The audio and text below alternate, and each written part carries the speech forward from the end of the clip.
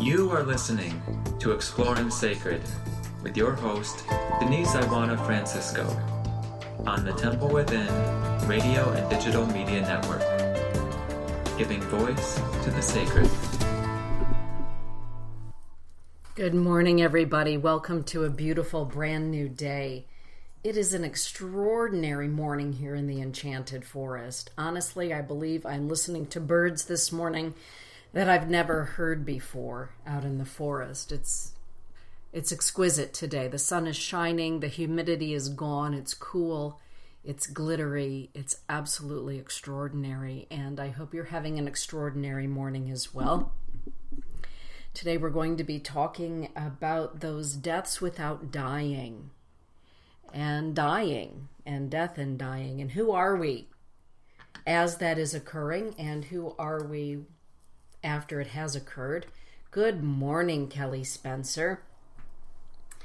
And it's good to see you in the house, my dear friend. Yep. For those of you that live here in Michigan, I know this past weekend we had an extraordinary weekend at the School of Sacred Studies with advanced curriculum, and many asked, well, I think everybody in the room asked, so when is Kelly going to be here permanently? And I know that she's working on that, bringing together even more light here in West Michigan. And so, Kelly, we're all waiting for you over here. Good morning, Rob, to be here in Michigan. And, wrapping up things there in Minnesota. That's what we're talking about. Who are we when things are past and have passed and passing? And every time we experience a change in our lives, there's a little bit of us perhaps that has died in order to make room for something new, or needed to die in order for wellness, or just died because that's the way that life rolled in that moment in our journey. And Dominic has decided that he wants to play with all of the papers in my office this morning, so oh goodness. Well, this morning I thought we could begin, since it is such a beautiful Wednesday morning, here with a morning prayer, a prayer to the morning angels, from prayers and incantations to the light blessings from the Mother. If you haven't had a moment yet to just close your eyes and breathe into your beautiful body, I invite you to take a moment to do that, to really take a deep breath in down to your toes and beyond. And a deep breath and exhalation up to the crown of your head and beyond. And good morning, Angie. To just say good morning to your body. Your body is an amazing vehicle created for this human journey. Those rays of sunshine that we experience in the morning, the ancient believed those rays themselves were actually angels. Angels being emitted from the sun. And so I wrote a morning prayer. It goes like this. Angels of the morning sun, divine ministers of dawn, whose brilliant rays arrive upon the life-giving breath of creation, I welcome the gift of this new day. Thank you for bringing with you new opportunities to play, to forgive, to love, to learn, to grow, to live, to be your eyes, your heart, your ears, and your hands on earth. Creator of all things, I am grateful for this day. I am grateful for my life, and I am grateful for you. And so it is. Blessings be. Those beautiful angelic rays of light, emanations, right? Bringing with us, reminding us that every day is an opportunity to begin again, or to continue on, or do a combination of both. It's up to us. The many deaths without dying, and who do we become? Who do we become? Who are we following a death? It could be the death of self, ego self, a death of a belief system, a death of a friendship, a job, an idea, a hope, a dream. It could be the death of a four-legged, A winged one, the death of a relationship with spouse or beloved, can be a physical death of someone that we love, or someone maybe that we didn't end on good terms with. Who are we then? Yesterday I was having this conversation with my son Dane, who does not like change. He has never liked change. In fact, I kidded him again yesterday because he was 3 weeks late in arriving here because he didn't even like the change from going, in utero to out in the world. He just thought he was just going to hang in there and stay for as long as he could. And we talked about the fact that, life really is a series of changes. As kitschy as that can sound, as cheesy as it can sound, it really is. Life is a series of changes if you really want to live. And Dane said, but I don't want to change this. I don't want to change that. And I believe that we all have those feelings sometimes that we just want everything to stay like it is because at least we know what to expect. Whether it's good, bad, or indifferent, we just know what to expect. And we think we know what others then expect of us, who they believe us to be in that situation. But who are we in the next situation? Who are we when we finally say, I need to be who I'm supposed to be, or who I am? Let's put it that way, who I am now. I need to be who I am now that I've walked through this passage, this initiation, this time of rendering, this time of celebration. I don't believe that we're meant to be at all times exactly who we were when we were 5, when we were 10, when we were 20, 30, 40, 50. I believe that part of the beauty of this human existence is that we continue to grow and we continue to change, that our core values can stay the same, the core of who we are can stay the same. But perhaps our thoughts become a little broader and our heart of compassion becomes a little bigger, and maybe our view and understanding of what's gone before us becomes a little sharper. We worked on that this past weekend at the School of Sacred Studies in the advanced curriculum classes that I was teaching. Coming to understand maybe why our grandparents and great-grandparents and blah, blah, kept, had the experiences they had, and how did those pass on down to us? And are we meant to continue to carry those stones? And how do we gracefully hand those stones back so that we can become? We don't have to continue to carry the burden and the heavy stones of what was or a trauma that happened back when. That we can release ourselves from those patterns and hand them back to the person that the pattern originally began with. We did that exercise. It was very moving and very cathartic for everyone in the room to experience that. Who are we now that we let that stone of the past go and gave it back to its original owner? Perpetrator, right? Precipitator. So that the realms of the ancestors can handle it. It's not our job always to carry those stones and burdens. And sometimes we don't even know that we are until we take a moment to think about maybe the burdens and the blessings that we carry from our ancestors. And realize that we really could enjoy some blessings if we let go of those burdens, but who's going to handle the burden if we don't? Well, that's a whole series of classes that I'm facilitating next year at the School of Sacred Studies. Ancestral healing and wisdom. Soul minding. It's, I believe, really where we are, minding souls and the growth of souls, minding our own soul, minding the souls of those we love coming and those that are going and those that are here with us. How are we careful minders? How are we healing minders? Because as we pass through any sort of change, that word means we also change. And sometimes we don't even recognize that we are changing. Have a little look-see into who we are now. It is amazing to me, when we did the exercise on Saturday of handing the burden stones back. how often we can gravitate toward wanting to go back to that which has just died or that which is dying. We want to glom back onto it for fear of change. And who will I be? Well, the person that you will be, hopefully, and I will be, hopefully, through any change, any death without dying, is a person who is much wiser for having had the experience.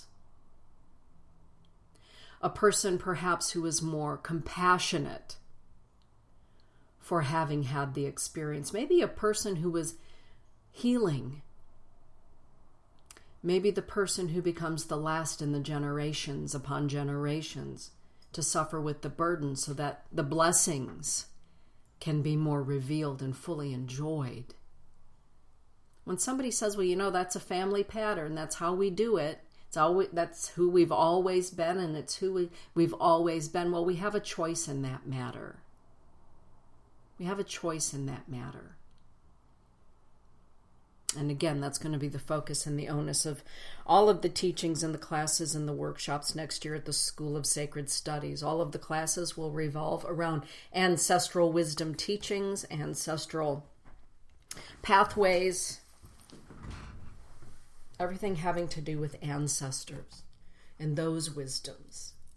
Enjoying the blessings. I think a lot of us are really working through the burdens. Understand you do not have to do that alone. But back to the subject at hand. Kelly is saying, yes, this is exactly my current path. Wrapping up, assisting end of a journey, putting to rest that which no longer serves my future, and making way for an exciting new phase of life. And yes, joining all the beautiful people and light in the state of Michigan. Hooray! Hooray! Isn't that wonderful? And who will I be? Right, we are all interconnected. Rob is saying, we are in a state of flux. We're always moving. Change is constant. We're always moving, gyrating, having our way, hurling through space and time right now. Always changing. Sometimes I look in the mirror and I think, oh my goodness, woman, you're about to be a grandmother. And what does that mean? What does that mean? Who am I now that I'm going to be a grandmother? Well, at the core of who I am, I'm still me. But what does that change bring? What does the death of anyone that we love bring? What does the birth of anyone coming into the world bring? It brings a death to who we were because it adds on. There's something different going on. Sometimes it takes us a minute, sometimes a little bit longer to figure out who are we now? Who are we now? When I have friends or relatives who say, I just don't know who I am since my beloved died. I don't know who I am. And I say, that's not something you need to figure out right now. The great news is that we can give ourselves the space to figure that out or to just allow it to become. And that experience of figuring out, I just don't know who I am now, is not going to be comfortable for us, and it's not always going to be comfortable for those around us as we're sifting and sorting through, walking down memory lane, looking through the scrapbook of our life. It's not comfortable, the review. I think it's always a good thing, typically, when a part of us dies, to have a review of what it is that died and what precipitated the death. I talk all the time that I don't think it's great to take up residency in cemeteries and death. Even our loved ones don't want us to do that. Our healthy ancestors wish for us to be healthy and happy as well. So why sometimes in the deaths without dying do we sit in the graveyard of our own memories, of our own experiences, of what we thought should be or could be, but wasn't? I think it's good to spend a little bit of time there, to chew on it one last time, and then move on. particularly when someone passes. I think there's a great thing about having time to really be with the experience, to be with the loss. And then there comes a time when we have to live again. And no, we're not going to be the same. And any of you that are listening because a dear friend of yours or a colleague has experienced a catastrophic death in their life, a deep loss in their life, understand they are not going to be the same person. If they are the same person, then something is not quite right. Sometimes we don't want to change. We don't want to allow for the newness because we are worried about what other people are going to think or how they're going to feel about the change. The other day, on Facebook, I don't get on there really as much as I used to because I'm working on 2 new books and the new curriculum for the school and a really astonishing project that David Fix and I are wrapping up. So I'm really busy doing the interior work here at the Temple Within. But I did go on there long enough to integrate my biological surname into my name, Denise King Francisco. I had forgotten to do it correctly on my primary page. And what's interesting about that, and I knew that it was going to happen, is that there would be people who would unfriend me the moment that I added that king, right? Because it's a death to something that they perceived about me before, in who I was before, as Denise Kronk or Denise Iwana, or Denise Iwana Francisco, then Denise Francisco, and oops, I forgot to put that middle, right? My full last name is now King Francisco. And immediately, and again this morning, I popped up Facebook to begin working on this, and there were other people who left. And I have no feeling for that other than not everyone is comfortable with the death of what they perceived or who they perceived me to be. And all that entails. Am I bothered by that? No, not at all. It just reiterates to me the fact that sometimes our change is uncomfortable for others. And many people will not change because they're more concerned with keeping others comfortable or making others comfortable. There are those who will not call me Dana because it's just too uncomfortable, that change.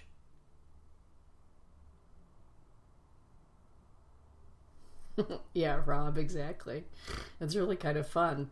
The other day, David Sturkin, we're getting ready to go to Ireland, and Cad got a hold of me and he said, "Holy crow." He said, I just found a relative in Ireland, and it seems as though I'm also part of the King clan, as they became known there in Ireland and England.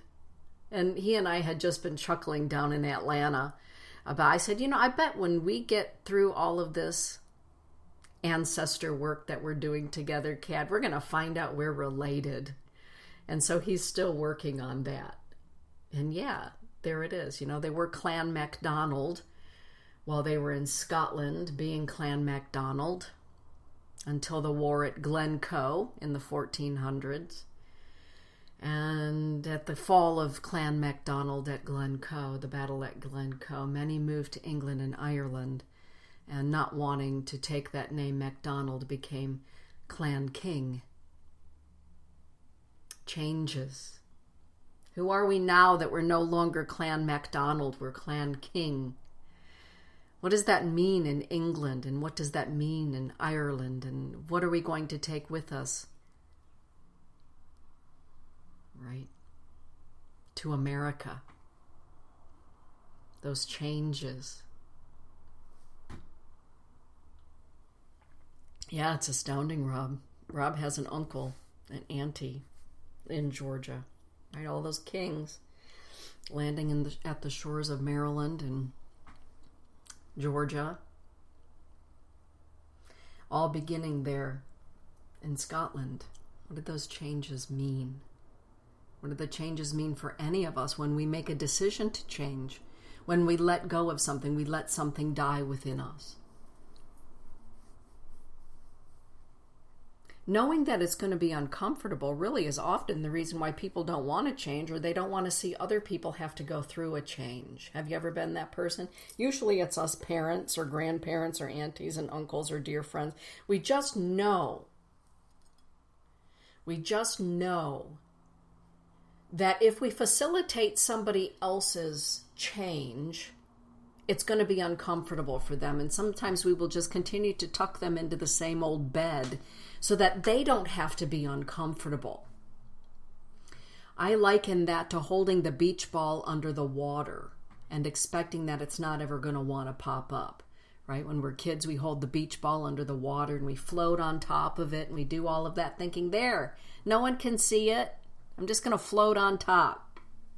And pretty soon that beach ball pops up. Well, the same thing happens with change, death without dying. Not wanting anyone else to be uncomfortable in their change. It's not up to us, it's up to them. We can be there for them, we can love them through it. If they ask us to help facilitate it, we can do that as well. But understand that the death without dying is not comfortable. Usually, sometimes it is, it's a huge relief. I'm so glad I let go of that stone. There was one woman in class on Saturday who said, no, my stone is invisible. Can't see my stone. And I said, well, the rest of us can see the stone in the room. So let's pick up the stone and let's do this exercise. And it wasn't comfortable. It wasn't comfortable for anyone in the room to know that she was uncomfortable in the letting go and the giving back of the burden, letting that die within her, letting it be healed in the ancestral planes of our well ancestors. And in the end, she said, it feels so good to let that go. I had no idea. Isn't that amazing? Sometimes when we walk through a death without dying, we have no idea the relief that's going to be on the other side of it until we get to the other side of it, which means that we either had to muddle through it or slog through it or whatever to get to that point. And who are we then? Well, we may be joyful. We may be joyful. And if we've never known true joy, that's uncomfortable. If we've never known abundance, and by letting go of everything ancestrally in the present moment, whatever that is hiding you from or keeping you from, squashing you from abundance, and all of a sudden, all of those tethers have been let go of. Sometimes the feeling of abundance, of joy, of true love, healthy love, is so foreign, we don't know what to do with it. And oftentimes we'll push it away. We'll push it away rather than sit with it and try to think and ponder and ruminate and allow. Well, I've never felt joy before. I've never known healthy love. I've never known abundance. I've kind of been in the realm of lack my whole life. I know what it is to feel lack or anticipate lack. I know that, and I know it really well.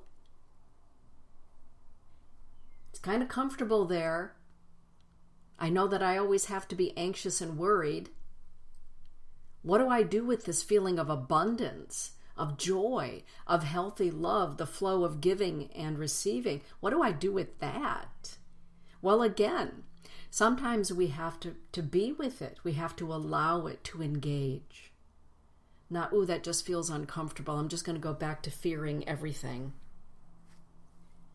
One of the benefits, one of the beauties of growing up in a military family is I never knew anything other than change. So change to me is not hard. It's something that I've always been with. It was expected. It just was. And, looking back, I can see the great benefit to that. The constant flow of people into my life, out of my life, well, that started in the beginning of my life, didn't it? Exactly, Rob. I am lack. Yeah. I am that. Some people are comfortable there. And that's fine. I'm just talking about, what happens to us when a part of us dies. When we finally say, I'm really tired of always feeling as though there's never going to be enough. There's never going to be enough food. There's never going to be enough money. There's never going to be enough love. What happens when we let that die? Or when we kill it off, right? We go through a ceremony or therapy or whatever that is to let that die. Change is a process, and who we become is a process. And all of those people that enjoy a lack of health, whatever the lack is, what happens then? Well, what happens, speaking of health, what happens when our good health dies? What happens when we are beset by something, an illness, a disease, that will impact us or has the potential to impact us for the rest of our life? Well, there are those quarters in metaphysics and spirituality that say, don't own that, don't be that. You can get rid of just about anything. Sometimes I believe that illness pays a visit so that we can change. Sometimes I believe illness or disease or a happening happens so that we can become more compassionate or wiser. In other words, I don't believe that anything just happens randomly. And that's just me. And I know not everybody is that way. That's how I look at things. Everything happens for a reason. And if there are things that we can do in our lives to bring ill health to an end, well, that's up to us to do that. Who are we if we're all of a sudden healthy? Who are we if we begin taking care of our body? Who are we then? Who are our friends then? Will everyone love us and nurture us if we're no longer sick all the time and needy? Who am I if I'm not needy? Who am I if I'm not constantly requiring? Right? Who am I then? Who am I then? That's a big question for a lot of people who take up residency in the, illness ward of their life. That is who they are. They are their illness. And that's up to them. What if we let that die? Not all illnesses are curable. Sometimes we are meant to walk with them. Residual effects or the constant. But what about those we can let go of? I think to myself, why am I not letting go of that? What part of me is being served by not letting that die? What part of me is being served by that? And if I come to the conclusion that what's not being served, this question, who are we then? I know a lot of people that their illness is their life, it is their story, it is their drama, and they live there in that, and that's fine, that's up to them to be there. And what happens if they let that go? I remember after having that first stroke all those years ago, somebody asked me if I wanted to join a stroke group. I said no. I don't want to join a stroke group. Well, why don't you want to? Because I'm going to let this whole thing pass through me. I'm not going to join a group consciousness of stroke. And that's just me. Because I'm very aware that some of those people in that stroke group, the stroke is their story for the rest of their story. And I'm not going to subscribe to that. Well, there are stroke groups on Facebook. Well, that's great. I'm not going to swim in a pool of illness and disease. I know that I'm changed. I know that I'll never be the same. It's up to me to take care of my noodle and my body, but I'm not going to immerse myself in that. There are those that find great help in those groups, and that's wonderful. That's fabulous. It just wasn't meant for me. It just wasn't meant for me.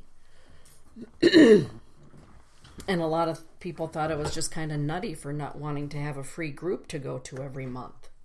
I think that groups serve a great purpose if it helps us move through something, right? Widow groups, and as long as it's serving the means to an end and it doesn't become the story until the end of the story. Ever know somebody that the group becomes their story and that's who they become? The group? Well, that's just my whole little thought about that, isn't it? Who am I now? Well, hopefully we're wiser, we're more compassionate, maybe a little more forgiving. And maybe we're all of those things as we watch other people move through a death and dying and mourning. We can mourn the loss of a relationship. We mourn the loss of perfect health. We mourn losses all the time. Recently in my practice, the number of young people who are coming to me that are recognizing that they are, well, several of them are looking to go from being a male to becoming a female, right? Gender reassignment. And they'll come to me typically with their mother. And I remember having a conversation with a young woman who now identifies as a young man. And she was bemoaning the fact that her father was not happy with the fact that she was now considering herself to be his son. And I said to this young person, I said, you need to realize that your father is mourning something. What? I said, perhaps in conversation, when it is appropriate, maybe you can come to a place where you can talk to him about what he's mourning. He's mourning the loss of who he thought was his daughter. And every parent has hopes and dreams for their child based on their gender. And I'm guessing that somewhere in your dad, the thought of ever walking his little girl down the aisle is weeping. And I'm not saying whether that's good or whether that's bad, but I'm saying it is. And you need to consider that it may not be that you're now identifying as his son. You're now identifying as his son. It may be that you need to give him space for him to mourn his daughter. And she looked at me and a light bulb went off. And she said, oh my God, Denise, I never thought of it that way. I never thought of it that way. So I said, give him some time to grieve, to let go of. I'm certain that there are baby pictures around the house, maybe your little christening gown or your first little pink booties. He needs to let those things go. Your father loves you. Give him a moment to breathe that in. And I've had the same conversation with young men that now identify as being young women. You need to give your parents space. It doesn't mean they don't love you. It just means there's something deeper going on that they need to work through. And you can either cram through it and be mad and throw fits about it, or you can recognize the fact that there's a death that has happened in the family.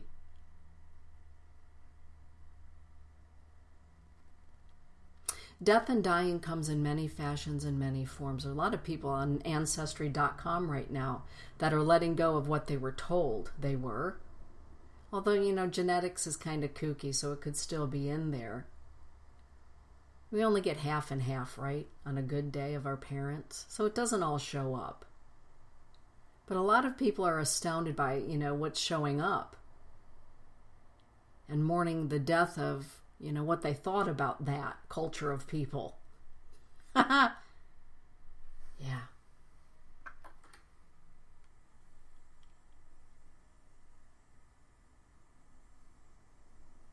Yeah.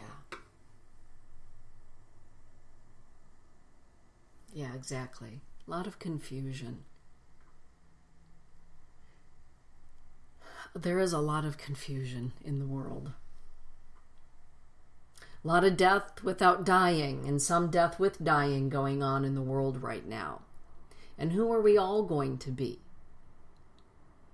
as a group consciousness? Well, I happen to believe, for myself anyway, I feel that the best that we can be is who we're supposed to be in our corner of the world. To go through our own death without dying, our own changes, allowing the revelation of who we are, and allowing others with respect to walk away from that, to embrace it, to question it. We don't have to own another's reaction to our own change. We don't have to own that. Others don't have to like the change. That's okay. That's their experience. It's about being authentic to who we are. And that means letting go of who we feel we need to be based on who others feel we need to be for them or to belong. That's being authentic. Just allowing. Minding our own beeswax in our own corner of the world and doing our own work. And mourning the loss of who we were if we need to mourn something. And embracing who we are and embracing who we are becoming. That's exciting. And if who you are becoming is not loving, then we need to revisit that. And maybe we need a counselor or a therapist. Maybe we need the rabbi or the imam or the minister. Maybe we need some professional help with that if who we are becoming is less than loving to ourselves and to the world. I'm not talking about good boundaries. You know what I'm talking about. Some people, because of change, become bitter. They become angry, resentful. And we all have the potential to become that. This life is really short, everybody. I'm telling you, it's short. Who do we want to become? Who do we want to be? Who do we want to become? At the end of our days, we're going to take account of that. And others are going to take account of it. But more importantly, we're going to take account of the life that we've lived. And it's short. And it's full of changes. It's full of mourning. It's full of passion and joy and welcoming and embracing and moving forward with the wisdom that we've gained from what was and the compassion that we've gained and the boundaries that we've gained. And maybe we laugh a little more. Maybe we laugh and have joy a whole lot more because we've experienced death. That's kind of how I look at it. I laugh a lot more. I'm grateful a whole lot more.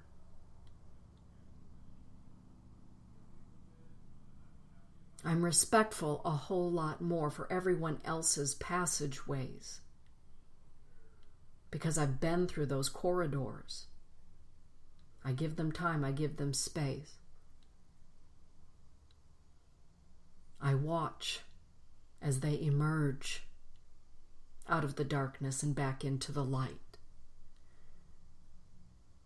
And I've learned to allow myself that same grace. And when we come back out into the light, who are we then? Hopefully wiser, kinder, more joyful, more loving. Willing to laugh a little easier, cry a little easier.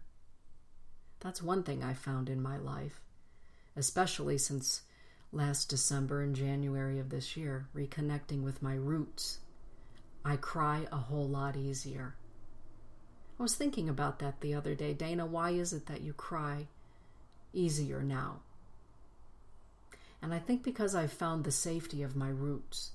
I know that they exist, and I know that I'm never going to fall so far that I get lost. I know that I'm going to be caught up by. So it's okay. And I've always been easy to laugh. There was an imbalance there. Who am I now? The other night at the little gender reveal party for my daughter and son-in-law, I saw those blue balloons walk in toward the table. And we had Kelly and Kevin Spencer, right? We had them FaceTimed in and to be part of it. There were 6 of us. And the tears just flowed. And for a moment, my son just looked at me like, oh my goodness, there she goes again. My daughter looked at me, oh, there she goes again. Who is mom now that she cries at the drop of a hat? Those tears come more freely. Who am I now? Not who I was as a kid, right? Who are we now? Rather than focus on the burden, let's focus on the blessing of who are we now. That we've died and we've been reborn, as they say. We've come through the dark night of the soul into the light of day. Who are we now? Who are we becoming? And what about those around us? Allowing. With that, everybody, thank you for joining me this morning and this evening or this afternoon or wherever you happen to be. Have an exquisite day and shine on. It's a beautiful day. Blessings be, everybody.